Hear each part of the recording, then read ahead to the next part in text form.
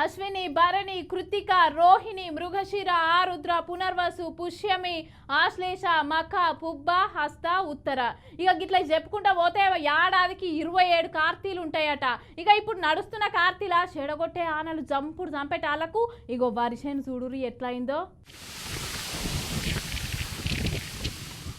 ఇక చూసినారులా ఆనలు బగ్గనే దంచి కొడుతున్నాయి కదా. అరే ఇగో వరి చూడుండ్రి ఎట్లా పొలంలో మొత్తం భూమి మీదనే పడ్డది కదా. అయ్యో ఏ దొయ్యలో చూసినా వరి మొత్తం అడ్డమే పడ్డది కదా. వడ్లన్నీ పుట్నాలు రాలినట్టే రాలిపోయినాయి. అబ్బబ్బబ్బబ్బా చేతికి వచ్చిన పంట చేసారిపోయినట్టే ఉంది కదా పాపం.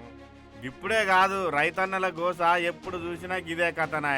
సరిగ్గా పంట చేతులకు వచ్చి కోసుకునే టైంలో ఇట్లా వానలు దంచికొట్టి రైతన్నల చేతి కష్టం అంతా ఆగం చేస్తాయి. రైతన్నలకు ఏమైనా గివే పరిస్థితులే. అయితే అతివృష్టి లేకుంటే అనావృష్టినా. తీరా రైతన్నలు ఇట్లా ఆరగాలం కష్టం చేసి రోడ్న పడితే రైతన్నలను ఆదుకోవడానికి ఏ ఒక్క లీడర్ కూడా ముందుకు వచ్చేటోళ్ళు ఉండరా.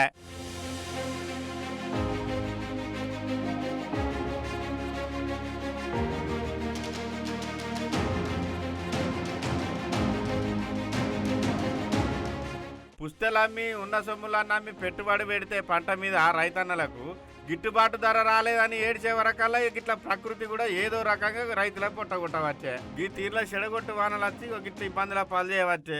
ఏది ఏమైనా నష్టపోయేది మాత్రం రైతన్నలేనులా. ఇక ఇప్పుడు ఈ వానలు ఎందుకు వచ్చినాయంటే అల్పపీడనం కారణంగా 2 రోజుల సంధి ఆనలు దంచి కొడుతున్నాయి. దంచుకొట్టే వరకల్లా ఇగో పంటలకు ఈ విధంగా నష్టపోయినాయి. ఇక ఈ రైతన్న మాటల్లో చెప్తాడు. ఈయన ఏమంటాడో చెప్పేవో అన్న. పూర్తిగా నేల కొరిగింది కావున దయ ఉంచి ప్రభుత్వము మమ్మల్ని ఆదుకోవాల్సింది కోరుకుంటున్నాను. 1 ఎకరా కనీసం 1 లక్ష రూపాయల వరకు ఖర్చు వచ్చింది. తీరా వారం రోజుల్లో మన కోతకు వచ్చే సమయానికి ఈ వర్షం పడడంతో పంట రాకుండా చేతి రాకుండా గట్లనే అటెంకకి ఇంకో పెద్ద మనిషి కూడా మాట్లాడుతాడు. ఏం చెప్తాడో ఈయన ఆయన బాధ. 3 ఎకరాలు వేసిన దాదాపు దానికి ఖర్చు దున్నేది పెట్టుబడి అంతా 78,000 ఖర్చు అయింది. నేల మట్టానికి ఒరిగిపోయింది. మీరు గవర్నమెంట్ నుండి ప్రభుత్వం అయినా సాయం చేయాలని మరి మీరు కోరుతున్నాను. ఇక విన్నారు కదా. ఇగో ఈ బాబాయ్ కూడా 3 ఎకరాల పొలం వేసిండట. ఈ బాబాయ్ గోస కూడా చెప్తాడు ఇనూరు జరా. మేము దాదాపు 3 ఎకరాలు మడి వేసినాను. ఈ ఇంకా వారం లోపల కోతకు వచ్చినాయి. ఇప్పుడు వర్షం వల్ల దాదాపు 2 ఎకరాలంతా మడి పడిపోయింది. ఇక ఈ కథ అంతా బంగాళాఖాతంలో అల్పపీడనం చేయవచ్చేనట్టులా. అయితే ఈ ముచ్చట ఓబుల దేవర చెరువు మండలం నారప్పగారి పల్లె, వడ్డివారిపల్లె, నల్లగుట్లపల్లె గ్రామాల కాడ గిట్ల తీవ్ర నష్టం జరిగిందన్న రైతన్నలకు.